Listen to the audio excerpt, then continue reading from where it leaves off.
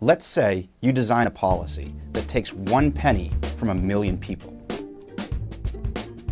And it gives that $10,000 to one person. Who's going to know about this policy? Are any of the million going to even notice? I bet you the guy who gets 10,000 will. I'm Ben Powell, a professor of economics at Suffolk University.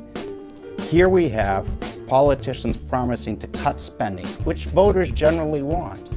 But that's a dispersed benefit. When they actually pick the specific programs, that's a concentrated cost.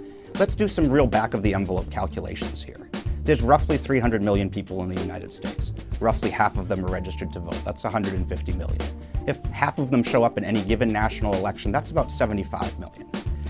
For your vote to change the outcome of an election, it would have to be exactly 37,500,000 to 37,500,000, and you showing up at the polls makes it 37,500,001 to tip the outcome so that you actually get a different result.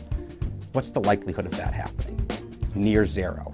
In fact, economists have figured out you're more likely to die in a car accident on the way to the polling place than to change the outcome of a major national election. As a result, voters are massively ignorant of the policies and their politicians, and it makes sense. But a lot of interest groups are very well informed about policies, not all of their politicians' policies, but those policies that specifically affect them.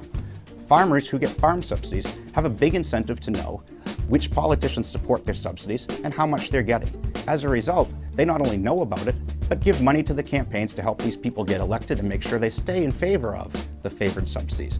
Meanwhile, spread across the food cost of an average American, it's a trivial amount of money, so most Americans don't even know or feel this cost. And if they do, they hear some general ad on television that talks about how farmers are good for America, and they feel good about this inefficient policy. These same interest groups that lobby to get their benefits, lobby to keep their benefits. This is the logic of politics, and this is why we end up with more spending than the average voter usually wants.